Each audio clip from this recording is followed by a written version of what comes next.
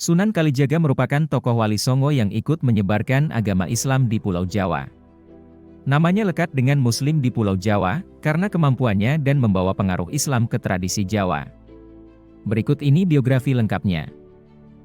Keluarga Sunan Kalijaga. Sunan Kalijaga memiliki nama asli Joko Said, yang diperkirakan lahir pada tahun 1450 Masehi. Sunan Kalijaga merupakan putra dari Adipati Tuban yang bernama Tumenggung Wilatikta atau Raden Sahur.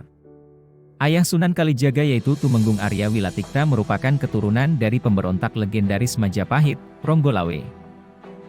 Berdasarkan riwayat masyhur, bahwa Adipati Arya Wilatikta sudah memeluk Islam sejak sebelum lahirnya Joko Said. Meskipun seorang Muslim, ia dikenal sangat kejam dan sangat taklid kepada pemerintah pusat Majapahit yang menganut agama Hindu. Ia menetapkan pajak tinggi kepada rakyatnya. Sedangkan Joko Said muda yang mengetahuinya dan tidak setuju dengan segala kebijakan ayahnya. Sebagai adipati, Joko Said sering membangkang pada kebijakan-kebijakan ayahnya. Pembangkangan terhadap ayahnya, hingga sampai puncaknya, pembangkangan itu terjadi ketika Joko Said membongkar lumbung kadipaten dan membagi-bagikan padi dari dalam lumbung kepada rakyat Tuban yang saat itu dalam keadaan kelaparan akibat kemarau panjang. Karena tindakannya, ayahnya kemudian menggelar sidang untuk mengadili Joko Said dan menanyakan alasan dari perbuatannya. Kesempatan itu tidak disia-siakan oleh Joko Said untuk mengatakan alasan pada ayahnya. Joko Said mengatakan bahwa alasannya melakukan itu karena ajaran agama Islam. Ia menentang ayahnya yang menumpuk makanan di lumbung sementara rakyatnya hidup dalam kemiskinan dan kelaparan. Ayahnya tidak terima dengan alasan yang diberikan oleh Joko Said karena menganggap Joko Said mengguruinya dalam masalah agama. Karena alasan tersebut, akhirnya ayahnya mengusir Joko Said dari istana Kadipaten seraya mengatakan ia baru boleh pulang jika ia sudah mampu menggetarkan seisi Tuban dengan bacaan ayat-ayat suci Al-Quran. Raden Said menjadi perampok. Setelah keluar dari Kadipaten Tuban, Joko Said berubah menjadi perampok yang terkenal dan ditakuti di kawasan Jawa Timur. Namun, dalam merampok Joko Said memilih korban dengan seksama. Ia hanya merampok orang kaya yang tidak mau mengeluarkan zakat dan sedekah.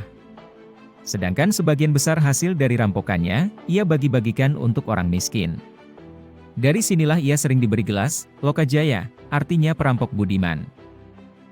Namun semuanya berubah, ketika ia bertemu dengan seorang ulama yang berada di suatu hutan. Lokajaya melihat ada seorang kakek tua bertongkat. Orang itu adalah Sunan Bonang. Lokajaya melihat tongkat itu seperti tongkat emas, sehingga ia merampas tongkat itu. Dan mengatakan hasil dari rampokannya akan dibagikan kepada orang yang miskin. Tetapi, Sunan Bonang tidak membenarkan cara itu, ia lantas menasihati Lokajaya bahwa Allah Subhanahu wa Ta'ala tidak akan menerima amal yang buruk. Lalu Sunan Bonang menunjukkan pohon aren emas dan mengatakan bila Raden Said ingin mendapatkan harta tanpa berusaha, maka ambillah buah aren emas yang ditunjukkan oleh Sunan Bonang. Bertemu Sunan Bonang, karena pertemuan itulah, Raden Said berubah dan ingin menjadi murid Sunan Bonang. Raden Said lalu menyusul Sunan Bonang ke sungai dan mengatakan bahwa ia ingin menjadi murid Sunan Bonang. Sunan Bonang lalu menyuruh Raden Said untuk bertapa sambil menjaga tongkat yang ditancapkannya ke tepi sungai. Raden Said tidak diizinkan untuk beranjak dari tempat tersebut sebelum Sunan Bonang kembali datang. Raden Said lalu melaksanakan perintah dari Sunan Bonang untuk menjaga tongkatnya. Karena itu, ia menjadi tertidur dalam waktu lama. Hingga tanpa disadari akar dan rerumputan telah tumbuh menutupi dirinya. 3 tahun kemudian, Sunan Bonang datang dan membangunkan Raden Said. Karena ia telah menjaga tongkatnya yang ditancapkan di sungai dan melakukan pertapa, maka Raden Said diganti namanya menjadi Kalijaga. Kalijaga lalu diberi pakaian baru dan diberi pelajaran agama oleh Sunan Bonang. Kalijaga lalu melanjutkan dakwahnya dan dikenal menjadi Sunan Kalijaga. Namun cerita-cerita pemberian gelar Kalijaga oleh Sunan Bonang banyak diragukan oleh para sejarawan dan ulama berpaham salaf karena tidak masuk akal dan bertentangan dengan ilmu syariat. Sejarah nama Kalijaga. Menurut pendapat masyarakat Cirebon, bahwa nama Kalijaga berasal dari nama dusun Kalijaga di Cirebon. Dengan alasan Sunan Kalijaga pernah tinggal di Cirebon dan bersahabat erat dengan Sunan Gunung Jati.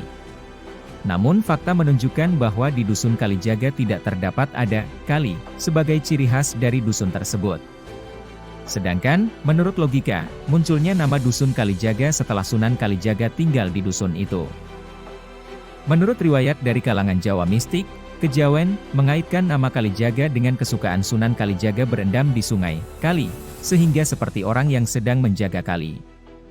Riwayat ini menyebutkan bahwa nama Kalijaga muncul setelah Joko Said disuruh bertapa di tepi sungai oleh Sunan Bonang selama bertahun-tahun.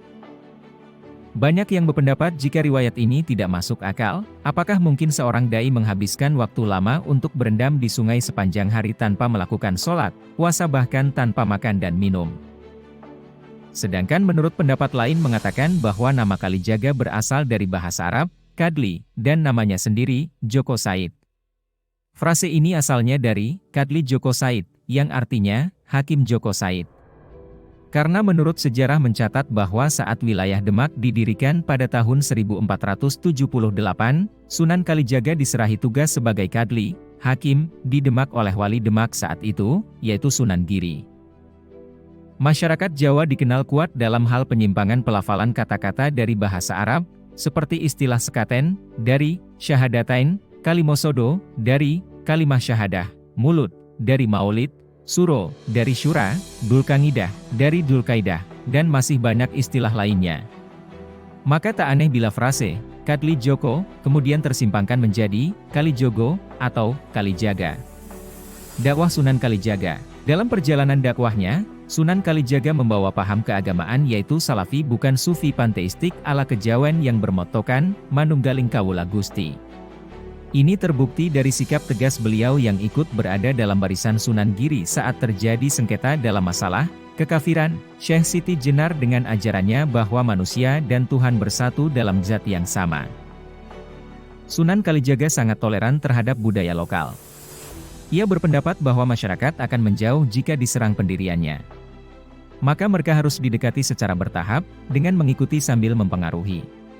Sunan Kalijaga memiliki keyakinan jika Islam sudah dipahami, maka dengan sendirinya kebiasaan lama hilang. Tidak heran, jika ajaran Sunan Kalijaga terkesan sinkretis dalam mengenalkan Islam. Sunan Kalijaga menggunakan seni ukir, wayang, gamelan serta seni suara sebagai sarana dakwah.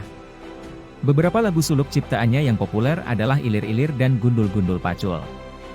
Dialah menggagas baju takwa, perayaan sekatenan, grebek maulud, serta lakon carangan layang Kalimasada dan Petruk Dadi Ratu, Petruk Jadi Raja. Lanskap pusat kota berupa keraton, alun-alun dengan dua beringin serta masjid diakini pula dikonsep oleh Sunan Kalijaga. Metode dakwah tersebut sangat efektif. Sebagian besar adipati di Jawa memeluk Islam melalui Sunan Kalijaga, di antaranya adalah Adipati Pandanaran, Kartasura, Kebumen, Banyumas, serta Pajang. Lama masa hidup Sunan Kalijaga. Berdasarkan riwayat masyhur mengisahkan bahwa masa hidup Sunan Kalijaga diperkirakan mencapai lebih dari 100 tahun. Ini membuktikan bahwa Sunan Kalijaga mengalami masa akhir kekuasaan Majapahit pada tahun 1478, Kesultanan Demak, Kesultanan Cirebon, Kesultanan Banten dan Kerajaan Panjang yang lahir tahun 1546 serta awal lahirnya Kerajaan Mataram. Ketika wafat, ia dimakamkan di Desa Kadilangu, dekat kota Demak, Bintara. Makam ini hingga sekarang masih ramai disiarahi orang-orang dari seluruh Indonesia. Ini hanyalah cerita singkat perjalanan hidup Sunan Kalijaga. Terima kasih sudah menonton.